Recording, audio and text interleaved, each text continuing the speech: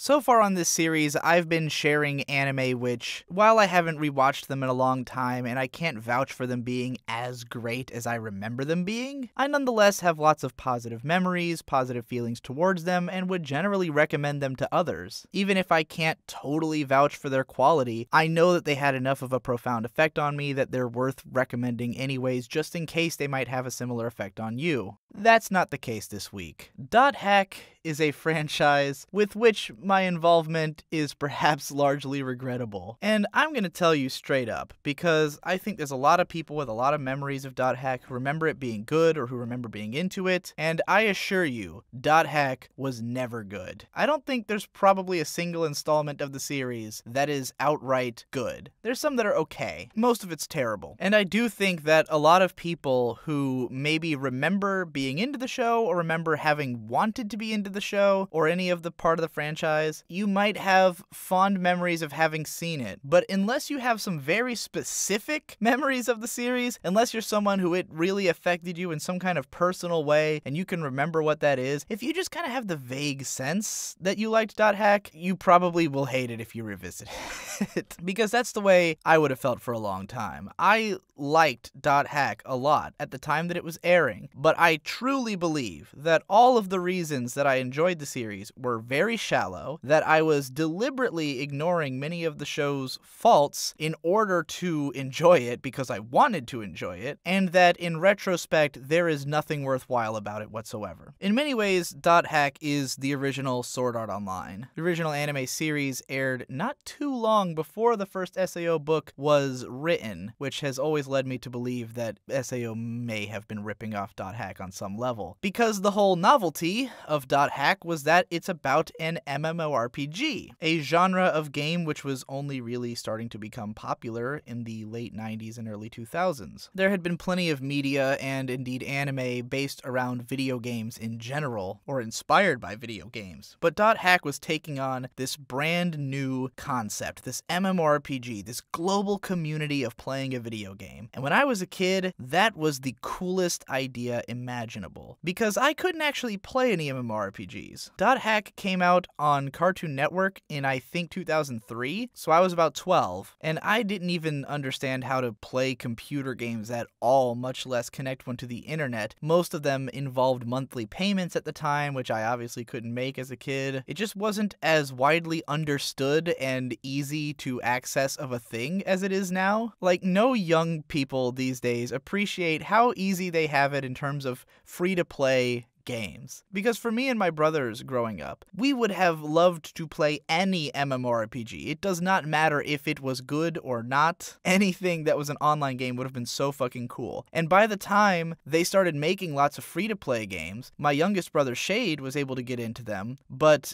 it was already kind of past the point that me or my brother Victor would be interested anymore. We no longer had the free time or the willingness. We were into other games. So we've always kind of had this bitter jealousy over seeing games that we definitely would have loved that we didn't get for our time. For me, it was always Dragon Saga. I think that's the one. That's the one I was the most jealous of because it was the most a game I would have wanted to play as a kid. Around the time that Dot Hack came out, I did at one point get like a month free of Ragnarok Online. It was either a month or a week, something like that. It came on a little like demo disc, and I was able to play Ragnarok for a brief period, and I thought it was cool as shit, but ultimately I didn't have much experience with MMOs. So for a long time, a lot of my perception of what MMOs were like was kind of colored by Dot Hack Sign, because I hadn't played any of them, so I just kind of took for granted that the series was representing it. But at the same time, that show makes MMOs look boring, because most of what happens in the series is characters sitting around talking and not really doing much. I remember always being like, when are they gonna fight a monster? Because that's the thing about Dot Hack Sign. It is the most boring show ever made. It is so fucking boring. The only thing that carries this show is that it has one of the greatest soundtracks ever. Personally, my favorite, my outright favorite anime soundtrack of all time is Yuki Kajiura's soundtrack for Dot Hack Sign. Very early Yuki Yuki Kajiura when she was more experimental and less all of her soundtracks kind of sound the same, as is the case now. Lots of vocal tracks on there, which I'm a huge fan of. Really, the thing is that by the nature of the show, because it's so boring and so little happens, it really just kind of lets Kajiura's music carry it, because the Dot Hack soundtrack does not sound like soundtrack music a lot of the time. Like, there's a considerable amount of it that does, but there's a lot of songs that are just so lush with instrumentation and have so many vocals in them that it just sounds like a normal song, and they would blast this shit over scenes in the show. Like, the music is mixed loud, so even when characters are talking, sometimes they're just drowned out. And a lot of the show is just about, like, chilling out and listening to Yuki Kajiura music, and that's, like, the main appeal of it. Now, the show had some pretty solid character designs from Yoshiyuki Sadamoto, the same character designer who did Neon Genesis Evangelion, Fooly Cooly, Die Buster, Nadia, all of those being Gainax shows. I want to say a couple others. I can't remember his other stuff off the top of my head. But yeah, the characters looked very fantasy, video gamey. Not really that MMO-ish, I guess, by modern standards, because they all just kind of wear one armor set the whole time, and it's very light armor in this game. I mean, I guess they look more like Terra characters or something, where you've got Mimiru in, like, or Black Rose, that's what she's called in the game. In the anime, she's Mimiru, and she's got this, like, barely anything armor. But yeah, that's pretty par for the course now. The characters would probably change their armor every now and again if this was a real game. I think maybe Lady Subaru might have, like, 2 armor sets she wears in the show, but you don't really see much of that. But of course, the character designs are not particularly brought to life well, because the anime looks like dog shit most of the time. And it's not that they didn't have the ability to ever make it look good, because the OP looks great, and parts of, like, the first episode look pretty good, but for the most part, the show's barely animated. The character art is almost always off model, sometimes for long stretches of episode. Most of the show is panning shots. Like, it's kind of infamous for that. You just get these long landscape pans across the backgrounds, and then shitty looking characters when they finally show up. Any excuse to not show them actually talking, and all of this is because this show is by Studio B-Train, a now defunct studio who probably was the worst anime studio of all time. I know you've heard me talk a lot of shit about A1 Pictures, but the thing about B-Train is that there's a reason that they're so bad. I mean, I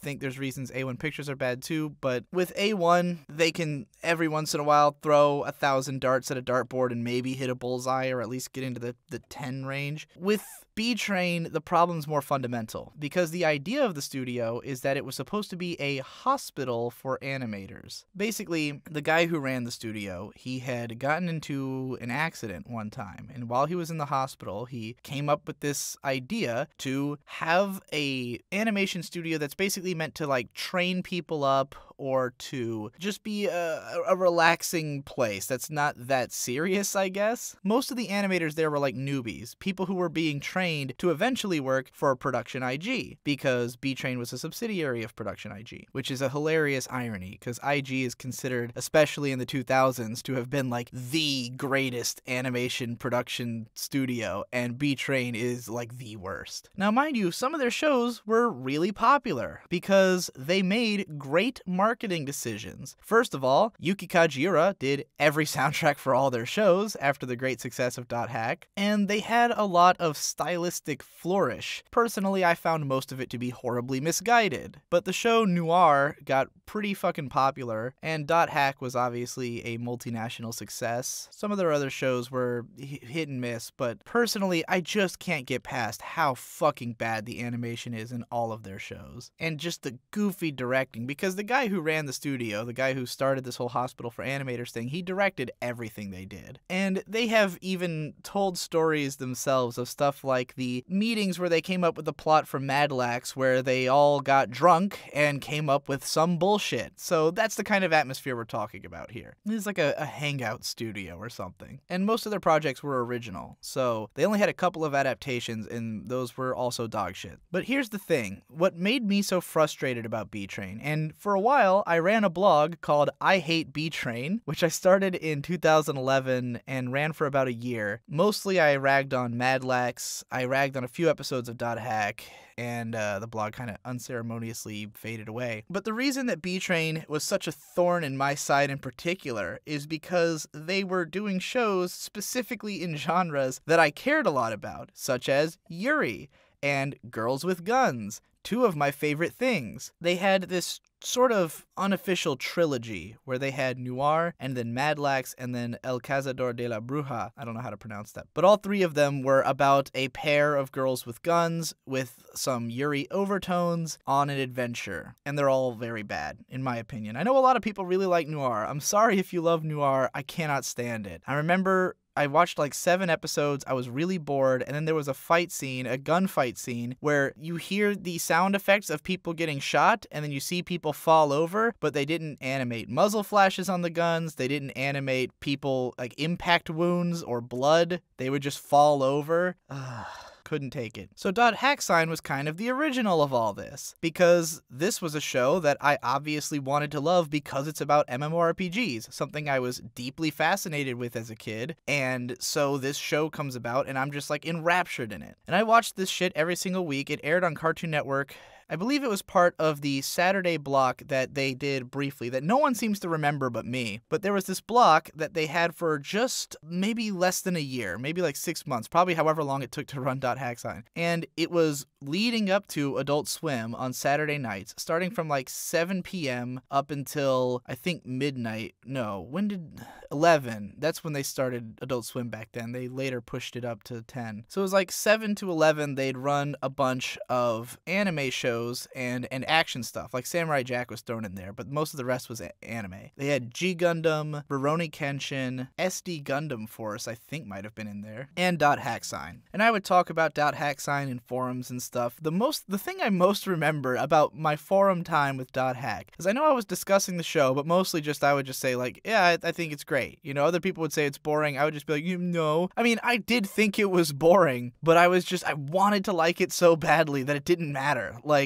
I just got strung along in this plot. But the thing I remember the most was people really hated the character BT, who's just this kind of boring little bitchy, I guess. She's just not an interesting character, but people like really would rag on BT on these forums. They had like an I Hate BT fan club on Otaku boards, which was the board I was on. I think my favorite character was probably Sora, who's the player killer because he's just kind of a dick and he's fun. You know, he's someone who jumps around a lot and kills people, and I mean, what better than that? And funnily enough, he turns out to have literally been like an edgy 12-year-old.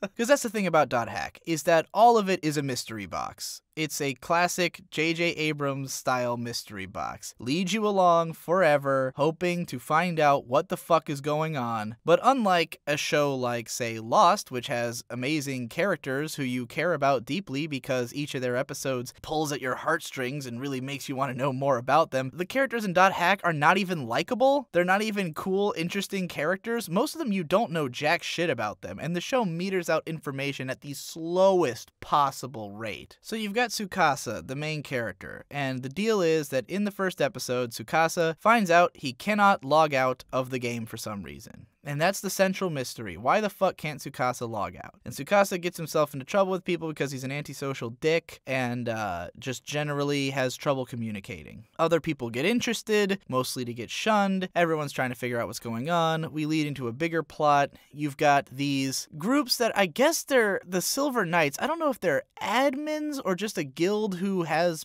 power for some reason, but they sort of run the place. I don't know. Like, trying to think of this in terms of real MMOs, it quickly falls apart. The way that the show handles, like, instances is all wrong, and dungeons is all wrong. The way it handles teleporting in and out is all wrong. Like, everything about it, when you look at it from the standpoint of, like, how would this make sense in a game, is just, ugh. Like, you can tell that all of it is based in ideas from games, but just not handled in a mechanically sound way. I really don't think we got that until Log Horizon. Like, I think Log Horizon was the first MMO-based show that actually gave a shit about being completely accurate to MMOs, or at least justifying anything that it wasn't accurate about. So yeah, .hack by and large doesn't make much sense. And it's just this slog through episode after episode after episode of what's the deal with Tsukasa? What's the deal with this guy and that guy? What's the greater mystery? Because there's this girl called Aura who's like this little white-haired girl who floats around in this like mysterious server that's like not accessible to anyone except for Tsukasa. And there's like all these like mindfuck scenes and shit, and basically just constantly hammering you over the head with the idea that there's gonna be a big mystery. And then it's not until like the last 5 episodes that we finally get to peek behind the curtain and see what the mystery is. And this is true of every B-Train show. They're all structured this way. Every single one is dick around for episode after episode after episode with totally unlikable, uncharismatic characters with no real chemistry together until they finally decide to reveal the mystery to you. And then it's never something interesting. It's always like a totally weird, out of left field crock of bullshit, and then the show's over. That's every B-Train show. So, yeah, you eventually get to the end, and the most interesting thing that happens at the end of the show, and this is the one thing that I think they did that was clever, and it was, it's of its time. It's very much like what was, like, interesting about the idea of the internet at the time, was that we find out who the characters really are. And it's not clear if in this final part, there's like a if you die in the game, you die for real thing going on, I think. I was not entirely clear on whether they were dying, because I know Sora gets killed, and then you see his real life self passed out at the keyboard, and then there's a paper on the door that's like a 4th grade, or not 4th grade, like an 8th grade exam. Like, the idea is that he was like Chunibyo or something the whole time. You know, he was actually a kid. He was acting like he was older and saying he was older and was going around killing people, but it turned out he was just some teenager. And that was cool, because the whole show you didn't know this, and then you find out, and it's like, oh, okay. And then the biggest one at the end, spoilers, is that Tsukasa, who spent the entire show insisting that he was a boy in real life, was actually a girl in real life, and had been, I think, in the hospital this whole time. I don't remember why he was stuck in the game, but in the later part of the show, he had developed a relationship with Lady Subaru, who it turns out in real life, I believe, is in a wheelchair, but she is actually a girl. So in the end, we get this final scene of the two of them crossing paths in real life, realizing who one another are, and it's secretly a Yuri show. Great, cool, which I thought was awesome at the time. You know, it was interesting in thinking back on it, as I wasn't that into Yuri at the time, but I would eventually become deep into it, and I was like, oh man, what a cool thing that happened there, that Tsukasa turned out to be a girl. That's awesome. Other than that, it's just not worth it. Like, nothing about the show. I mean, I remember I watched the whole show. I could not tell you what the actual resolution to the mystery was, because who fucking cares? The only reason that I was watching this show was because it was about an MMORPG. And even then, it didn't do it well, but I wouldn't have known because I was too young at the time and I hadn't actually played one. I just wanted to so badly. But that's kind of just the tip of the iceberg. Because the thing about .hack is that it was planned from the start as a media franchise. This was a very popular thing in the late 90s and early 2000s. I don't know if it blew up bigger because of Pokemon or if it had already been the thing that Japan just does all the time from the beginning, but like, in that period, we would get a lot of these multimedia franchises that were planned from the start to be like 1,000 things. And some of them would just only succeed in one avenue and not in the other. For instance, like Eureka 7. That show was intended to be a video game and anime like franchise component thing, but the video game no one cared about and the anime was great, so it mostly survived as an anime franchise. And then they made a million spin-offs that nobody likes. So with .hack, you had the .hack PlayStation 2 games. The more I think about it, the more I remember, it pisses me off. Because .hack was a series of 4 PS2 games. .hack Infection, .hack Mutation, .hack Outbreak was number 4. I can't remember what number 3 is called, but there were 4 of them. And each one also came with an OVA, .hack Liminality. So, me and my brother were into the .hack anime, and so we wanted the .hack video game. We were at the store one time. We didn't have a PS2, and my brother Victor was just like we were at the game store. My dad was like, "Oh, I'll get you guys a game." And Victor's like, "Oh, I really want this .hack game, but we don't have a PS2." And I have no idea how or why this happened. I don't know if my dad had just gotten a huge bonus that day or what was going on, but he just bought a PS2 on the spot. This is not normal. We only ever got video game stuff like on a, Christmas or our birthday. It was just shocking that he just suddenly, for whatever reason, that day bought a PS2. I remember remember being like I was kind of upset that my brother Victor had just asked for and gotten this. And I was like, what the fuck? Since when can we do that? When did this become a thing? What's going on here? So he bought us a PS2 and we had the Dot Hack game. And I think Victor probably played like 3 hours of it and just got super confused and quit. Because this game, it's a really bizarre game. It is a single-player action RPG that is trying to pretend to be an MMORPG. So all the systems are really bizarre. But basically, you'll be playing in a little hub town, and when I say little, I do mean little because, you know, in an MMO, a town would probably be gigantic, and you can see how this town should be gigantic, but it's not actually. You play in a really small part of it. And you play as Kite, who is a, like, dual dagger wielder guy. And very quickly you get infected with this thing called the data drain, which you get from Aura, the same silver-haired little girl who was important to the mystery in the anime. Get used to that, she will always be important to the mystery in everything Dot Hack, because Dot Hack is a very repetitive franchise. So you get this data drain ability, and the early part of the game is just kind of like you go to these missions and you make new friends and they quest with you. And the way that the questing system and world system works is really bizarre, because you can kind of grind at any time in this game, because the way that that worlds work is that, okay, you'll be in town and you go up to this big fucking ring that's spinning around, and when you click on the ring, it asks you to input 3 different code words or something like that. Like, there's 3 different wheels of words, and they're all just kind of random phrases. Like, let's say tempestuous aromatic desert. You know, like, those will be the 3 words. 3 different wheels of words. And so any combination of those 3 words will take you to a different level. Now, the levels, I believe, were procedurally generated, something to that effect, like the way that it is in the Elder Scrolls games, where it's not that the game is randomly generated while you're playing it, but that it was procedurally generated in its creation. And so there's like a million random levels that you can go to, and each one will first put you out on like an overworld, and then there's a dungeon located somewhere in there. So like you'll just be in a field, an empty field. So what this is trying to mimic is how in an MMORPG, let's say you're playing World of Warcraft and you're out in the Badlands, which is just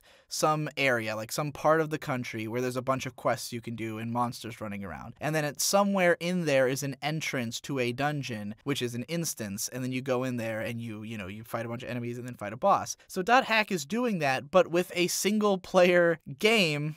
So each overworld is just kind of a pointless excursion before you find the dungeon. And then the dungeons are all basically exactly the same, but palette swapped. So if you want to, you can grind and just put in any 3-word combination and go somewhere. But you never know like what level it's going to be or what's like going to be happening there. So most of the quests you get in the game will give you a specific 3-word combo, and you have to go to a quest at that place. So there's the story quest lines and then side quests, and then you can, fuck off and do whatever you want, basically. All of it's very tedious. The combat is super tedious. Even though it's an action RPG, kind of like Morrowind, it's got that thing where sometimes you just whiff even though you visibly hit the enemy, which I fucking hate. And most of the character interactions are just like, each character just has some kind of quirk, and they're just a part of your party, and they just got some quirky thing that they do. But the game is just a slog with very little story, because that's the thing. Me and my brother probably ultimately, like, we returned to this game a bunch of times, like I said, my brother played it for like 3 hours the first time, got confused and quit. We later returned to it because, again, I really wanted to like the Dot Hack franchise. So we returned to it, and I think we probably played like a good 15 hours or so, made it to the second hub area, and it just wasn't going anywhere. Like, you'd have these cutscenes that are like 2 or 3 minutes long and have nothing to do with anything, and then you go on some quest that is a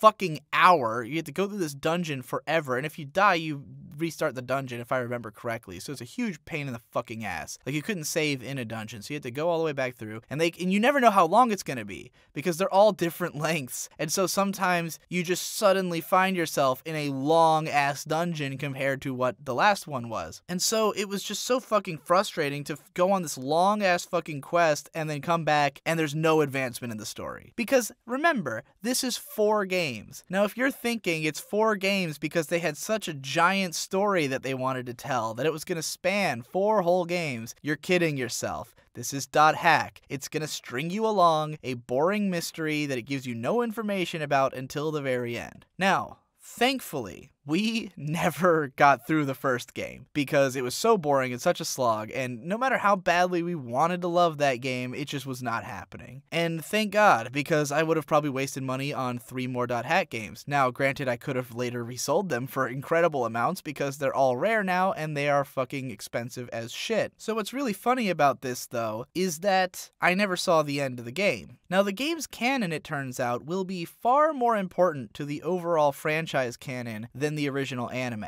In fact, it seems like .hack sign was kind of just a side story to everything else and is by and large inconsequential. Like, it barely ever comes up again. Oh, and I forgot to mention that Liminality DVD, which I watched that one. It's like 45-minute OVAs that came with each game. I watched the first one and it was unbelievably boring. Like, it had nothing to do with anything and I hated it. Like, it didn't even, I think it didn't even get into a game yet. Like, it was trying to do more of an outside the game thing going on and it was just boring, so I gave up and I never watched the rest. So anyway, again with the .hack franchise, it is extremely repetitive. There's basically 3 or 4 elements that you need to know that will come up again and again and be important. First of all, you've got the corporation CyberConnect 2. They're the people who make the game that the story is based on, which is called The World. That's the name of the MMO that everybody plays. So CyberConnect made The World. And CyberConnect, tell me if you've heard this one before from another franchise of similar nature. CyberConnect is run by a kind of kooky, eccentric CEO who maybe wrote like his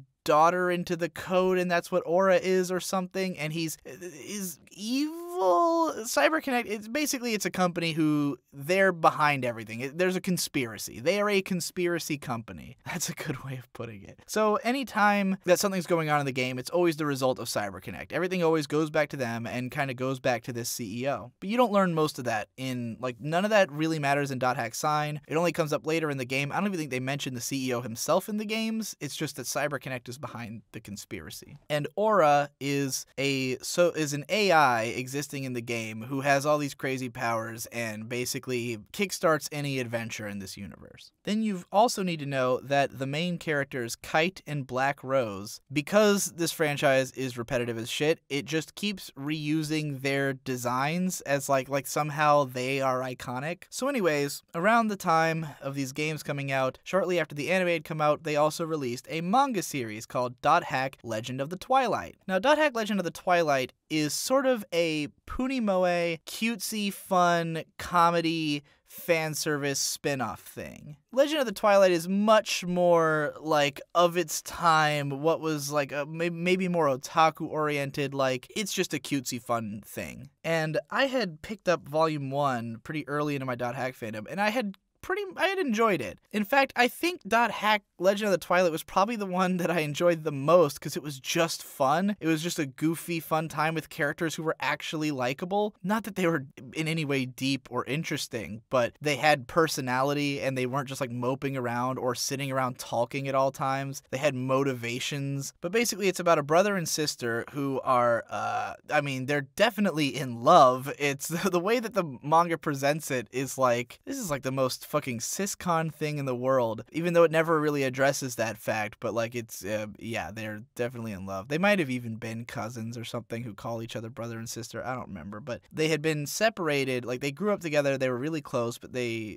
think their parents had separated, and so they were living in separate houses, and they start playing this game together so that they can spend time together. And they just happened to win in a contest the character designs of Kite and Black Rose, because I guess those had been locked off after the events of the games. You couldn't customize your character to look like them, but you could win their sprites. So they do in a contest. And by the way, this is like 4 years after the events of the games. So the world is still going strong and still as popular as ever. In spite of all the bullshit that has gone on and all these incidents, I don't know if they've just never been reported on or what, but you know. So these two kids are just kind of hanging out, learning the game, and of course the main guy gets the bracelet that lets you do data drain, just like Kite did, from Aura. Once again, still around, why not? Although in this case, actually I don't remember, I think Aura appears in the story, but this one is more about Aura's daughter, Selfie. I think her name was Selfie. Yes, like selfie stick. This is before that term existed.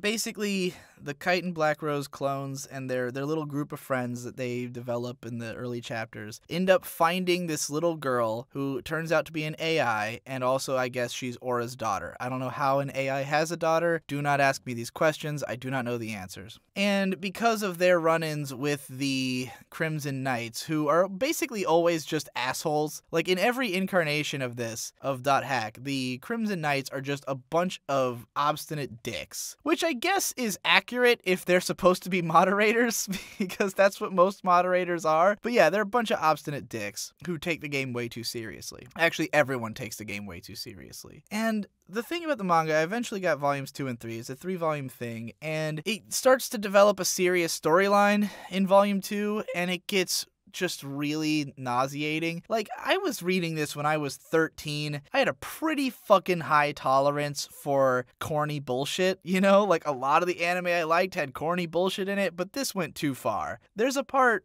where the main characters all get locked up by the Knights of the Round, and they're like just having this huge emotional outburst that I was like, how could you separate us? What are you oh my god. And the whole time they present it as though the characters can't just log out of the fucking game. Like, they're so upset about being in prison, and they all just like stay there. Like, they all just stay together in the game, I guess, so they could stick together and be log out. Log out of the fucking game! It was so frustrating. I'm a kid and I'm this mad about it, you know, at the time. I was just like, what the fuck? So it just got way too serious. And then they adapted it into anime, and the anime also aired on Cartoon Network, like in a time slot right before Adult Swim. Not the same block, but they were just, at this point, they're just airing anime every now and then. And anime series, which I think is still B-Train, but it looks a lot better than .hack Sign, because the cutesy Punimoe designs just kind of, I think, work better with the, you know, the limited animation and it's just a very bright poppy show. It's great color design, and I like the designs and stuff. But more importantly, great soundtrack once again. This time it's Yoshino Yuji, who also did the soundtrack of Spice and Wolf. Both that and Legend of Twilight are some of my favorite anime soundtracks. Awesome opening theme, which is New World by, what are they fucking called? I don't remember. Round Table? In any case, it had a great soundtrack. I had bought the first DVD, which came with the soundtrack and a box. So it's like,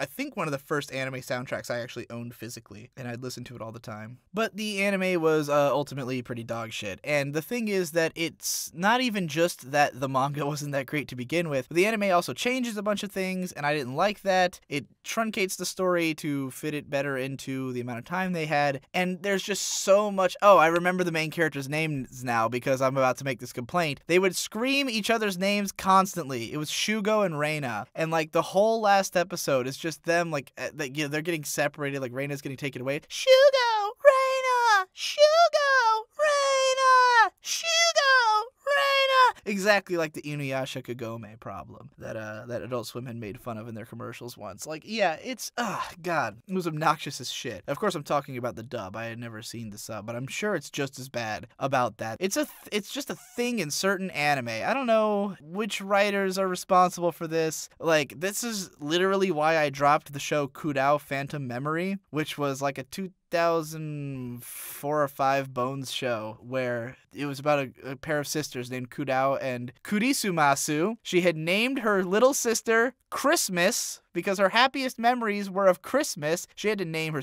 but she was like a clone. Complicated, but she named her sister Kurisumasu. So they would scream, Kudao! Kurisumasu! Kudao! Kurisumasu! Yeah, tell me that doesn't get annoying real fucking fast. What was the other show I dropped for the same reason? Binbo Shimai Monogatari, the Poor Sisters anime. Watched the first episode of that. They did it there. I've never watched the anime Fantastic Children because I've heard that it's a pretty good show, but that characters scream each other's names constantly, and I'm just afraid of it. Though I've kind of I'm not as hung up about it now as I think I was back then. Like, this used to really bother me. I don't think it bothers me that much anymore, but goddamn, Shugo and Reina just fucking, So I actually did watch that whole anime, but it was, if I as a 13-year-old thought it was like a 5 or 6 out of 10, I don't even want to know what I would think as an adult, unless miraculously it's better than I remember somehow. Great soundtrack though. So at this point, mainline dot hack stuff kind of slows down for a while. I mean, maybe it's just because I didn't buy the other 3 games, so maybe I just wasn't paying attention while those were coming out, but over the next couple of years, dot hack starts to roll out light novels. And I can't remember the name of the one I read, but it was yet again a story about Aura, and maybe it was Zelfie, not Selfie. Maybe that was the girl's name. That makes more sense. I think this one was about Zelfie in particular, but it was like I bought this novel and it was mostly about like going into more detail on the history of CyberConnect and establishing the CEO character so that he could be introduced into the franchise and stuff like that. And then like it was sort of a meta book. Like it was mostly about like fleshing out the backstory of this shit that's been going on. Because while the anime and games and Legend of the Twilight were all connected, they also were very standalone, and they would kind of reuse Aura as though she had not been there before. Like, it was like they had so many of the same elements, but they just kind of did it again as opposed to addressing the fact that it had been done in a previous series. So this book felt like an attempt to kind of fill in more of the gaps, but I mean, again, it's whatever. It's a fucking dot hack book, and this is about where I finally gave up. Like, at some point, I started to look back and go, maybe this franchise is not that fucking good. Maybe, like, this is just not entertaining media. So far, I've got a manga that I thought was okay at first, but then got kind of eh. Incidentally, best thing about the manga, the 2-page spread at the start of Volume 1, where all the girls are in a hot spring. Super hot. Spent a lot of time touching my dick to that when I was a little kid. Just thought I'd put that mental image in your head. A manga that kind of goes downhill, an anime adaptation of that manga that takes it in a different direction, but also goes downhill, an original anime series that was really boring from the start, and I just kind of took a while to fully realize it. A series of games that sucked, a light novel that was just whatever, and then at this point, like, they came out with another book, and I just was like, can this be over now? And I think I might have even bought 2 books. I know I read, I think I bought 2 books. I don't know if I finished the second one. They just kept coming out with light novels and more manga and more shit, and at this point, I was also starting to feel the weight of the fact that I hadn't finished the games, and therefore didn't know the whole story. Like, I always felt like I was missing something. Like, every part of it that I would read or consume, I just felt like there's some part of this I don't get. There must be a greater point in here somewhere. Surely, dot hack Quantum, or whatever the 4th game is, surely in that game is where the moment that everything makes sense is, and because I haven't played that one game, the entire franchise doesn't make sense to me. I don't know if that's true or not, but I finally had given up by the time dot hack GU came out. So dot hack GU is another series of 4 games with another slow-moving mystery plot, and it also had another anime adaptation by B-Train for 26 episodes. I haven't seen any of it, haven't consumed any part of GU, I know nothing about it. The main thing I remember hearing is that people liked the main character more because he's more of a proactive protagonist, whereas most of the dot hack leads had either been standoffish or just gormless nobodies. So this one was like the main guy was like, I think he's a player killer or something. He's like kind of an edgy, badass kind of guy. But I never consumed any of it. I just completely ignored it. And then the franchise just kept going. It just kept coming out with new stuff. And the only one that I actually kind of did enjoy is actually, is this dot hack Outbreak? I think Outbreak might be the 3-episode OVA that I'm about to describe. So if I said Outbreak before, there's too many, man. How am I supposed to keep track of all this fucking shit? So they eventually made a 3-episode OVA, which was by, I believe, Kinema Citrus animated it. And it was like their first thing. And Kinema Citrus is like they broke off from Bones, I think, or IG. Don't quote me on any of this. I don't fucking remember. They do good animation work. Most of their shows were not that well received because I think they did the Eureka 7 movie that nobody liked. I think they did Tokyo Magnitude 8.0 with Bones. I could be remembering all this wrong, but they did a 3-episode dot hack OVA, and this was the first time in a long time that I enjoyed dot hack. It came out in 2010, and at the time, I was a big fan and I mean I still am, but at the time I was just becoming a really big fan of Miyuki Sawashiro and Kana Hanazawa. Both of them play the two of the three main characters in this OVA, so that already had my attention. Second of all, great action choreography and Sakuga, and it just looked really cool, and it was fun. Oh my god, a dot hack anime was fun, and it got a lot more right about MMOs. Like, it felt like an MMO series. It got the culture more right. The characters had like an offline and online dynamic that made sense. They had chemistry together. The three main characters had actual chemistry, and it made sense why they were friends, and they're three cute girls, so it's kind of like a cute girls show mixed with an action video game thing that had great animation. Everything I could have wanted it to be. Finally, a dot hack that was actually enjoyable. Unfortunately, it took a long time for each episode to come out. So I'd seen episode 1, and I loved it, and then I think it was like years later that I finally got to watch the second and third one, and I think I didn't rewatch episode 1, so I was just really confused about what was going on, and the ending's kind of dumb. Like, episode 1's the high point because it's exciting and fresh, and the animation's really great, and the other two are just kind of like whatever. And it's another, like, people getting trapped in the game, conspiracy, cyberconnect, bullshit, whatever, you know. It's the same fucking stuff that they do in all of the Dot Hack franchise, but at least this one had personality and some flair and was a good time. It was just a good time.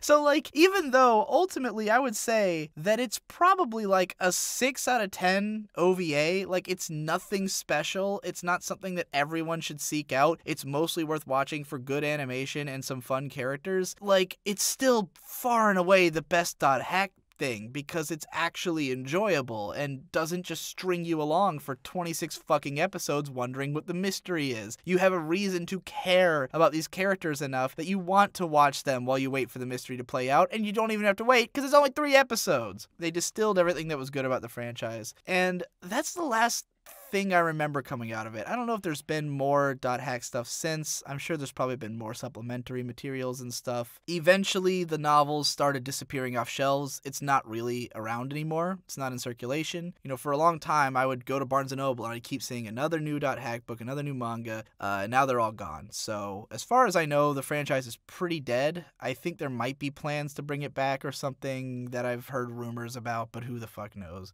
And who cares? I hope it's dead.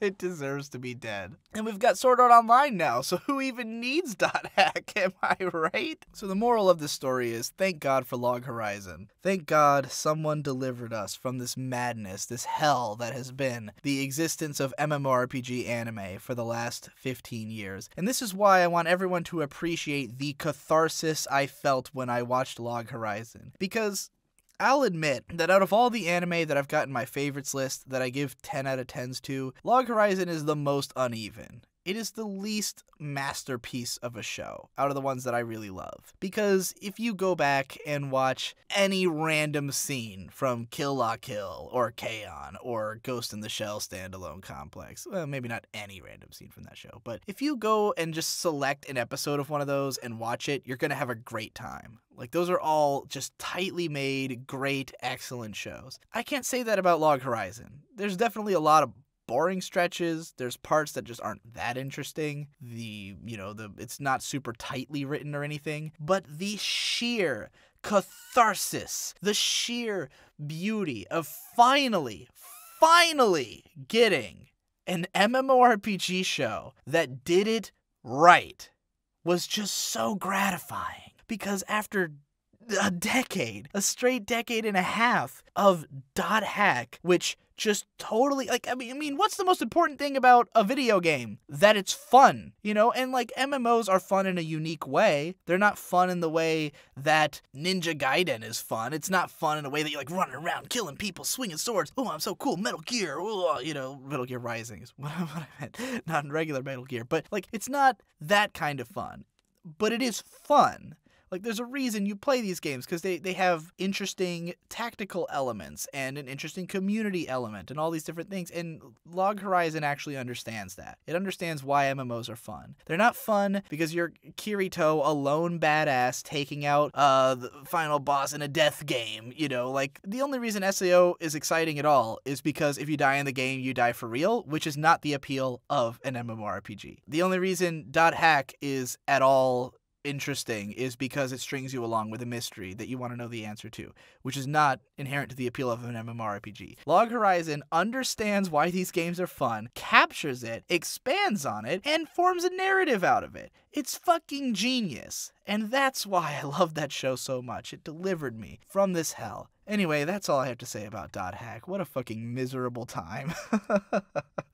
On the next episode of this series, I will probably be talking about Gunslinger Girl, particularly the manga and the anime, and no, I haven't finished it yet. That's going to be part of why I talk about it this time. So come back next week, no spoilers, and we'll talk about it then. I'll see you in the next one.